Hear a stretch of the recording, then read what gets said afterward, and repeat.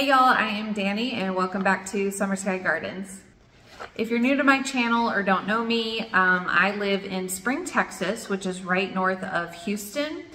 And I have a flower farm in Splendora, which is about 20 minutes away. So I live at my home and commute and grow flowers at our flower farm.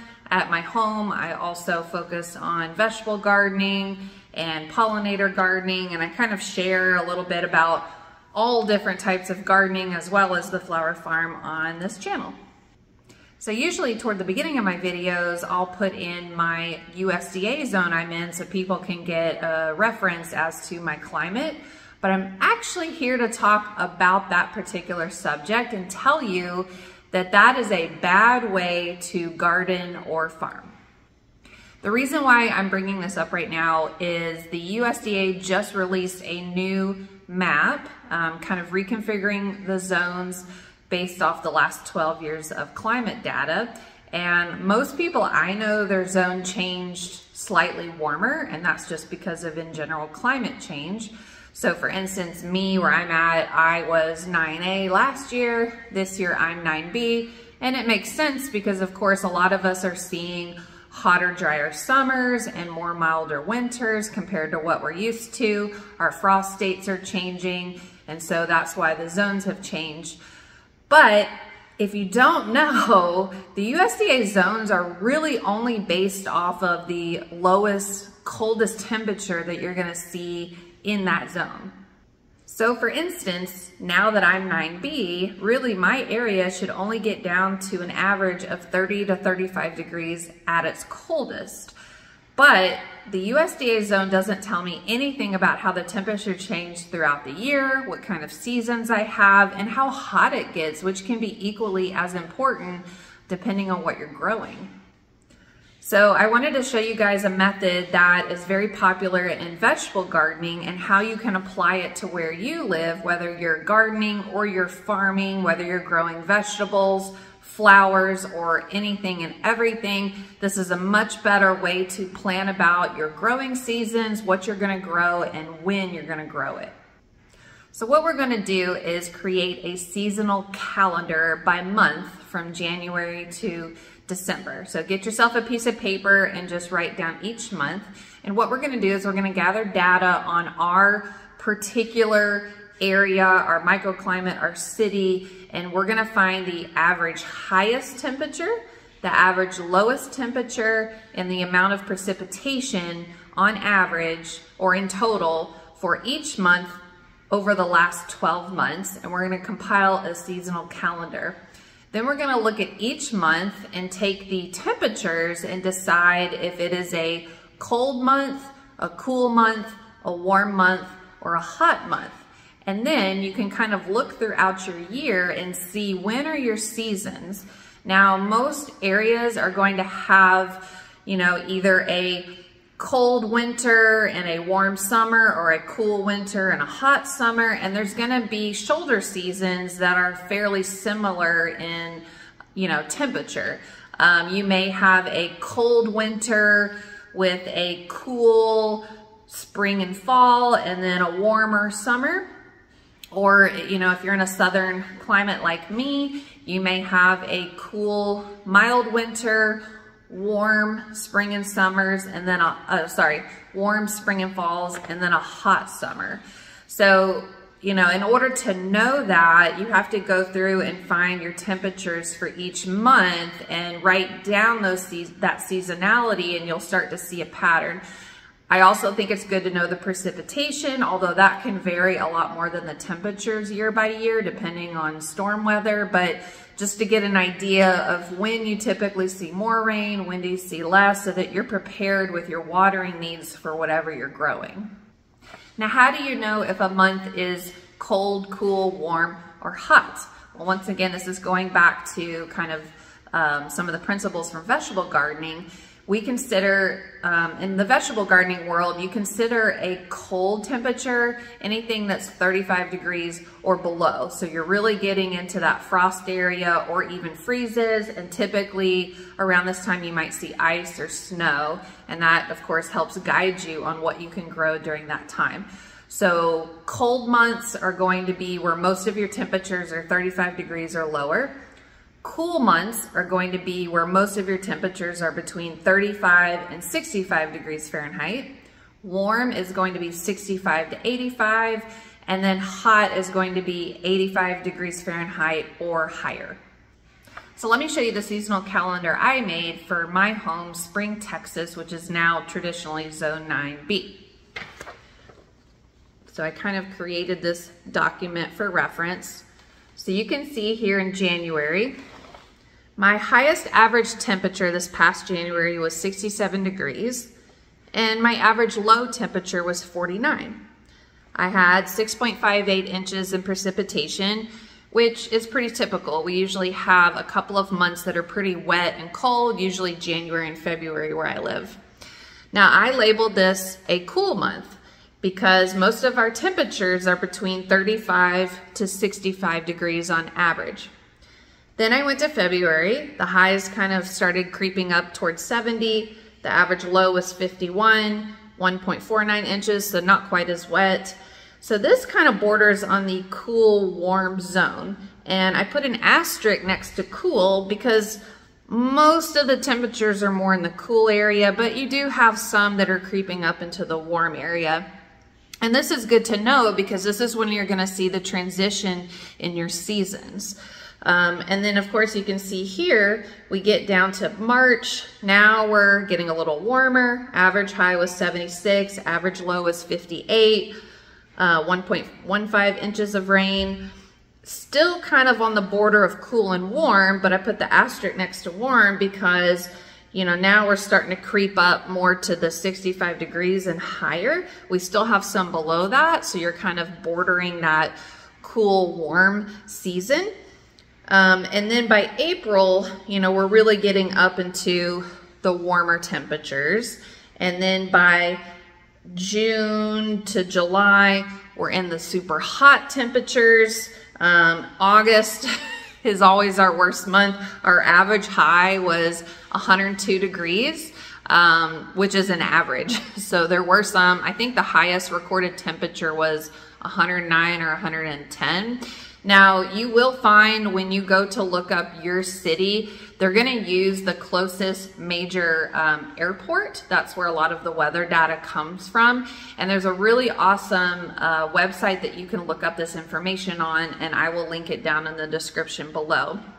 So you just put in your zip code and it will tell you, you know, or you can put in your zip code or your city, and it will find the closest airport that has the most accurate information for you, and that's what you'll go off of. So you can see where I've kind of created this. I've created my seasons, and you can see where we have a pretty long, hot, warm time frame. Our shoulder seasons are definitely more on the warmer side, and then a very mild, cool, fast winter. I mean, we only have 1 month where it's really in the, you know, cooler temperatures. Other than that, the couple of months around that are more of like a cooler or warmer temperature. So this will kind of guide me on what I can grow and when. So, you know, when do I expect my cool season hardy annual flowers to get into the ground? It's going to be later than people up north because it takes a while for my area to cool down. You can see in November and December, we're still getting temperatures in the 70s, which is great, but some of this stuff really likes it to be a little bit colder. So that's when I'm kind of starting a lot of my plants, with the thought that they're going to be really putting on growth and starting to bloom around, you know, February to March. So they're getting down in this little bit of cold season, and then once it starts to warm back up, February and March, that's when stuff is starting to really take off and bloom. But it warms up pretty quickly. I mean, you can see we go from 70 to 76, 77, 85, and then into the 90s in the summer.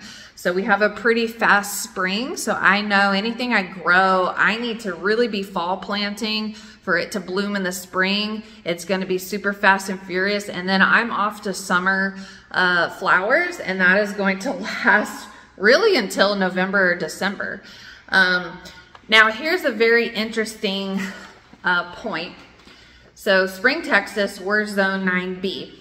I wanted to compare other cities that are zone 9B and see if the zones stay pretty similar when you work out a seasonal calendar like this. My thought was that it would not be, and I was correct. And I want to show you how things will differ depending on where you're located, even if you're in the same zone. So you saw my little seasonal calendar here. So I looked up 2 other cities based on the map that are zone 9B, one of which was New Orleans and one of which was Napa, California. New Orleans in Louisiana, Napa, California. And you can see how wildly they vary from each other. And you know, you can see there's kind of a compare contrast between my area and these 2. So New Orleans, in my opinion, has a fairly similar temperature range. I've been to New Orleans tons of times. I love that city. It is way humid, just like my area. Temperatures are going to be about the same. It does get a little bit hotter here, and that's just because it's a little bit drier here. But I thought the interesting thing is you can see they have a little bit more stable precipitation throughout the year, whereas us, we'll get like a dump of rain from a storm and then it's dry for like 2 to 3 months. And then we'll get another dump of rain and then it's dry again. New Orleans, I mean, they are right on the water, so they are going to maintain a more consistent precipitation. But then go look at Napa. I mean, their temperatures are way different than us and New Orleans, but they are still the same zone. And why is that? It's because of the colder temperatures. All of us have the potential to get down into that 30 to 35 degree range. And you can see for Napa, on average, some of their lower temperatures are in that. So they are going to spend more time in like a cooler zone than we are. So let's look at, where's a good example? Okay, look at March. So in New Orleans, the average high was 74. In Napa, it was 57. I mean, that's almost 20 degrees difference. The average low was 60. In New Orleans, the average low was 39 in Napa. So you definitely have a cool season here. Here, we're definitely on the warmer side. And you can see where they got almost 9 inches of rain in Napa, and in New Orleans, they got 2 inches. Napa had a very variable precipitation pattern, a lot of rain in the winter, and in the summer, it was like bone dry. So as a gardener or a farmer, you know, okay, in the winter, my plants need to be able to handle being wet, and in the summer, I need to be prepared with artificial, you know, irrigation, added irrigation, because I'm really probably not going to get that much rainfall. Versus in New Orleans, you know, they have a pretty steady rainfall. So, you know, it's never going to be super, super wet, super, super dry. And most likely, you will have to add in some irrigation, but probably not quite as much as other areas like Napa, California. But this just goes to show that you cannot rely solely on the USDA zones, because look how different, you know, if you look at my city, compared to New Orleans, compared to Napa, how different it can be. And this is why it's so important to create this seasonal calendar for you in your area, so you know when you can be growing certain things, when to expect them to be ending, when you're turning over your seasons, and also, you know, when it might be a good time for a break. I know a lot of people up north, when it's snowing and it's freezing outside, they're not growing a whole lot. They're spending the winter and the holidays, you know, enjoying life, planning, cozying up by the fire. Not a whole lot going out up outside, but they're super busy all summer. They have endless flowers, you know, and plants growing all summer. In the South, the summer is our worst part of the year. So right now, like for instance, it's December, what is it, like 5th or 6th when I'm filming this. Today it's up in the 70s. It's a beautiful day. It was cool in the morning. It was in the 40s. It's warmed up to the 70s. This is like a phenomenal time of year to be growing stuff. It's very busy right now because I still, like for instance, in my field, I still have summer annuals that are growing and blooming. My sunflowers are still blooming, my zinnias, my marigolds, my cosmos, nothing has died. We have not had a frost, we have not had a freeze yet. Now, am I actually using any of that? Not really, but it's still out there. But I'm also starting all of my cool season hardy annuals, all of my bulbs, all of my corms. Those are kind of coming in, and I'm getting all of those planted in successions throughout the winter. Because our winter is mild, we can grow that kind of stuff from the fall to the spring. Whereas if you live in a much colder environment, you're holding off on that and planting in very late winter, super early spring, because your spring is gonna last a lot longer. Versus us, we have a very brief spring and then it gets super hot, which, okay, a lot of our summer crops, you know, grow nicely until about like mid-July is when it gets super brutal outside. And as you saw on my calendar, I mean, it's up in the hundreds in August. So that is when we take a break, because who wants to be outside struggling to water, dying in the heat? It's with the heat index and the humidity, it's 110, 115 outside. No way. You're going to have a really hard time growing anything. You're going to feel like crap. So that is when I take a break, and that's when I advise people in my area to take a break, is kind of mid-July through like mid-September. You know, you don't want to be outside. Let your summer stuff kind of die off. Maybe start preparing to plant some fall stuff or working on some other projects around your garden or your farm. But all in all, not the best time to be outside where I live. So that's kind of it. That's what I wanted to talk about, and to just kind of bring awareness to the fact that, you know, while the USDA zoning can help give you a general guideline on your climate in your area, there are a ton of microclimates, and you need to be very aware of the climate where you live and not just base it off the zone. As our climates warm up, it becomes increasingly important to know when your hottest parts of the year are and when you are going to be lacking in rain. And the USDA zone does not tell you any of this information.